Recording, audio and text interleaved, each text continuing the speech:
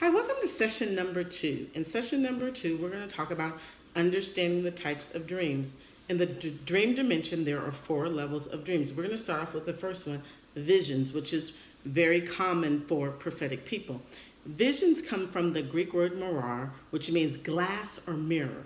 A vision is an accurate depiction of something else. When a prophet sees a vision, he is seeing a direct replica or copy of something transpiring in the spirit realm. Many people that are pre-prophetic have what they call deja vu, where you just have a flash of something happening and then that thing happens. That is what's called a vision. That's how God speaks to you in a vision. But, I used to have deja vu. I had deja vu as far back as 10 years old. I remember I would have a flash of something and then it would happen. God was starting to train me in the spirit realm, even though I didn't know he was training me. And it's also an innate gift that happens, but you are actually seeing a direct replication of something in the spirit realm. And this is a waking level in the dream dimension. You're not asleep, you're not dozing, you are wide awake. And so that's the first dimension. The second is night visions. Night visions occur when you are usually twilight sleep. You're in the process of falling asleep or waking up. I've had many dreams early in the morning where I am in a semi-conscious state, where I am waking up and then I'll doze off again and have a dream that God will give me some information about something he's trying to share with me. So night visions focus on the impact it has on the person beholding the vision. Usually the night vision has been about me or something that God is trying to show me about my own life. Paul had a night vision in Acts 16:9. Paul was on his way in one of his travels. He was on his way to a certain destination, but he had a night vision when he saw a man from Macedonia asking him to come and help. In that night vision, Paul knew that he needed to redirect his travels and go to Macedonia because God wanted to use him there. Though night visions are very, very significant. I've gotten some very significant information from God in those semi-conscious states. And so I always tell prophetic people, keep something by your bed that you can write on. I'm going to talk about later about how to interpret your dreams, how to log the information.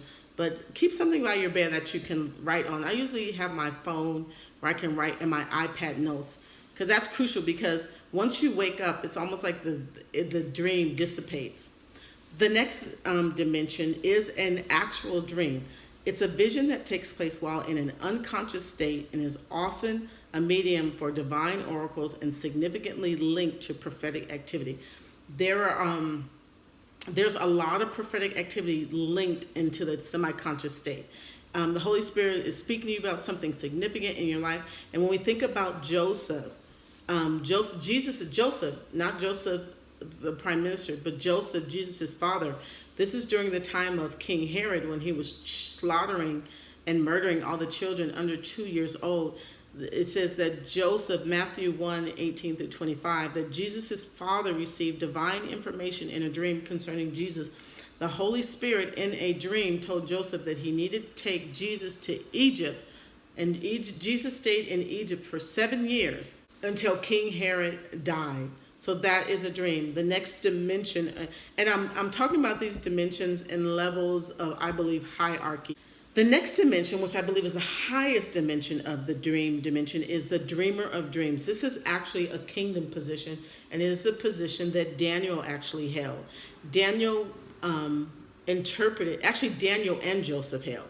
Joseph became prime minister of Egypt because he was able to interpret the Pharaoh's dream. When he had the dream of the lean cow and the fat cow, he saw in the dream the coming famine, and he was able to save not only his nation, but the nation of Egypt. In Genesis 41:43, concerning Joseph, it says that then he had Joseph ride in the chariot reserved for his second in command, and wherever Joseph went, the command was shouted, kneel down. So Pharaoh put Joseph in charge of all of Egypt. And he put Joseph in charge of Egypt because Joseph, like I said previously, Joseph interpreted his dream. And we have to remember that Joseph was in prison when he was summoned out of the prison to, so he went from the prison, we've heard this preached many times, he went from the prison to the palace, but he went from prison to being prime minister over all of Egypt. Daniel also held this position during Nebuchadnezzar's reign. And he held this position for Nebuchadnezzar and Nebuchadnezzar's son. And in Daniel 2:4-8, it says, the king placed Daniel in a high position and lavished him with many gifts. He made him ruler over the entire province of Babylon and placed him in charge of all its wise men. The wise men were magicians and soothsayers and all these people that had divinatory gifts, but not sanctioned by the Holy Spirit or sanctioned by God at that time. And Daniel rose to a level of authority because he was able to interpret dreams. And so people that have the people that operate in this dream dimension, they are very significant in the realm of government and politics, because God can use them to guide a nation with supernatural information from heaven. I was watching a documentary on Abraham Lincoln, and Abraham Lincoln had a dream about the proclamation of emancipation. He had a dream about freeing the slaves. So that was birthed out of this dream realm, the spirit realm. God gave him information that slavery was wrong, and he released all of the slaves.